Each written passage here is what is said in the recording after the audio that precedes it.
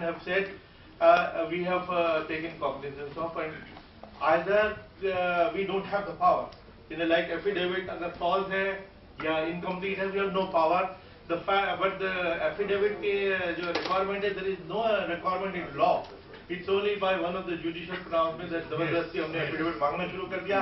हम कह रहे हैं कि वो जो affidavit किस काम का, अगर आदमी झूठ बोल रहा है या blank छोड़ रहा है तो क्या करें, वो हमें पावर मिले. बहुत सारे पावर हमारे रिफॉर्म के प्रपोजल पेंडिंग है. मैं आपको ये किताब दिखाना चाहूँगा, electoral reform, proposals on electoral reform. Don't miss July 2004.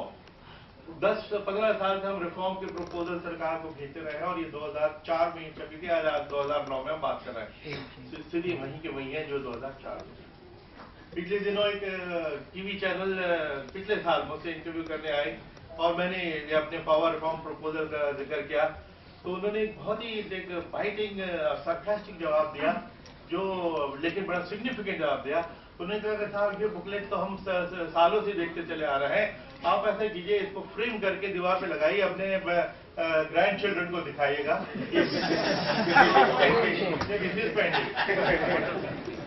अच्छा, हम सरकार से बहुत नम्रता से ही कह सकते हैं, एज इट इज सरकार तो हमसे नाराज ही रहती है, क्योंकि मॉडल कोड के जमाने में हम जो चमड़े का सिक्का चलाते या डंडा चलाते, उससे रूलिंग पार्टी तो हमेशा हमसे नफरत ही करती है.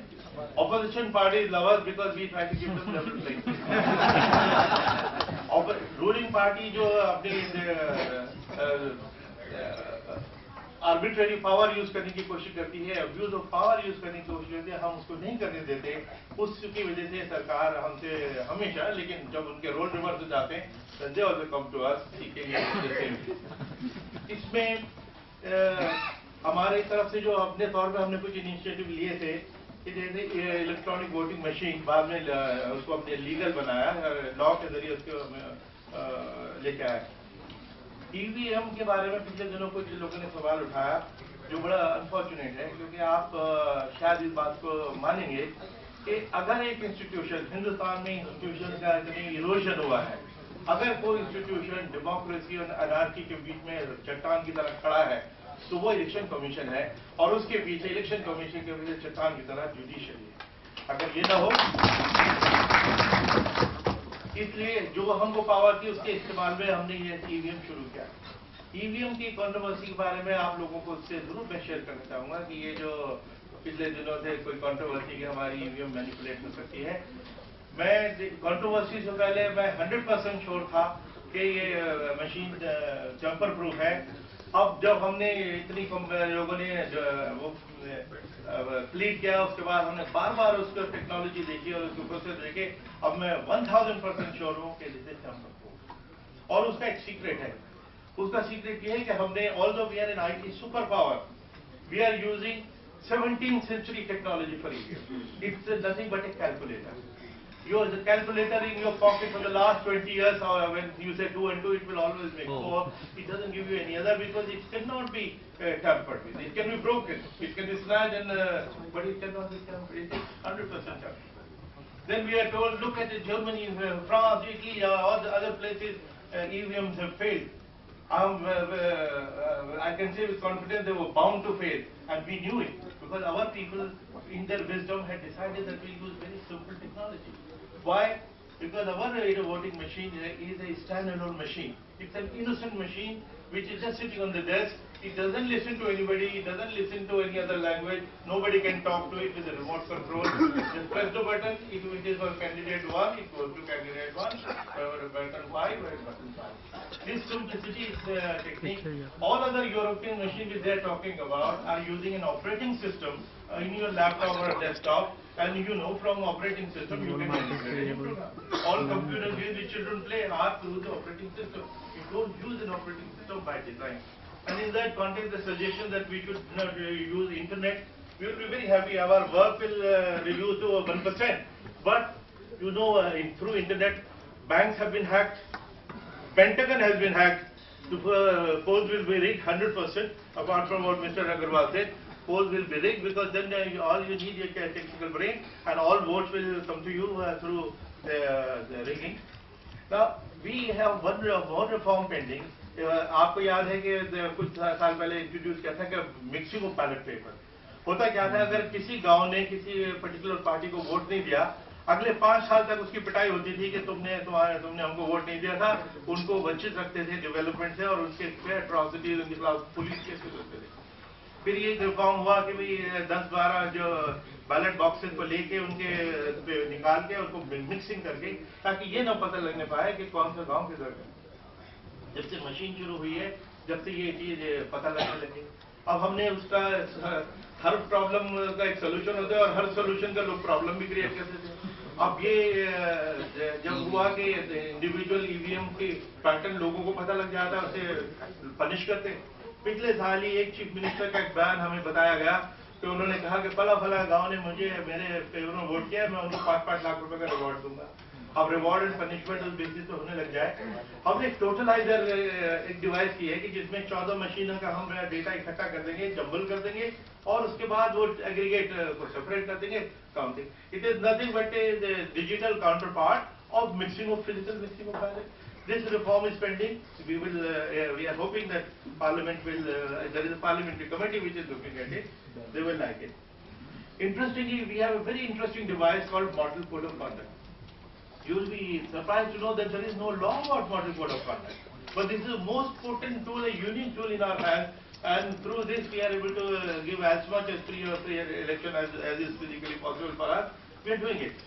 But to be fair to the politicians, because we are doing politician bashing here, but to be fair to them, they have been obeying the model code. When we, even the senior most minister or chief minister, when we say, look, by 5 o'clock tomorrow we need your reply, but 4 o'clock next day the reply comes. Have you seen such a thing happening even in your through your legal processes? The compliance is so little, but at least the compliance is good. Although there is no law, but there is a force of law. In one of the landmark judgments, the Supreme Court had said that there will be a model code and it will be implemented. It will be enforced from the day the elections are announced, and this is doing very well.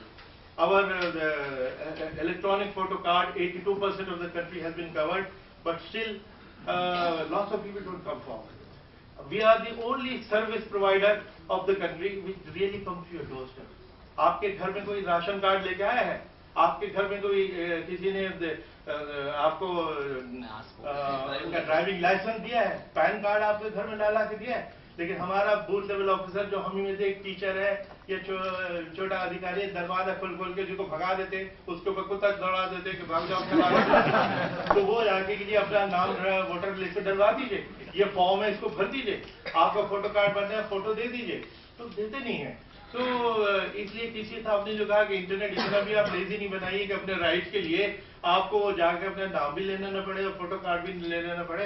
ये तो suggestion उसके हाथ से बहुत ही ज्यादा laziness पैदा कर देगा।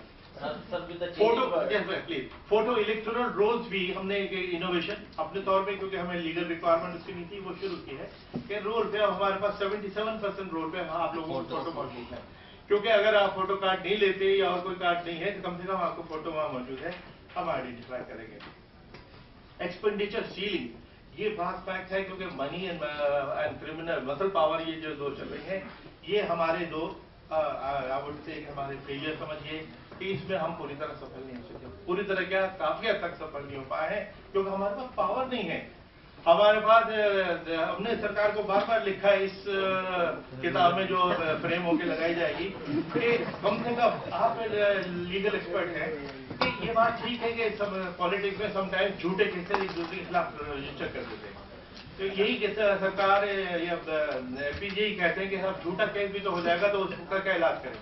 हमने कहा कि ठीक है, झूठा केस का आप प्रोविजन समझ के चलिए, लेकिन अगर किसी कोर्ट ने, आप पुलिस इन्वेस्टिगेशन को का विश्वास नहीं करते क्योंकि पॉलिटिकल हो जाती है, अगर किसी कोर्ट ने चार्जेस फ्रेम कर दिए हैं और वो जिस इल्जाम है उसमें 5 साल की सजा हो जाएगी, तो कम से कम कोर्ट के चार्जेस फ्रेम को तो मान लीजिए, उसी स्टेज पे तो डिस्क्वालीफाई कर दीजिए, वरना 25-25-30 साल अपील देती रहेगी और इस बीच में वो आदमी करोड़ से करोड़पति हो लेगा, क्या क्या उसको पावर हासिल हो जाएगी, ये तो कुछ हासिल नहीं होगा।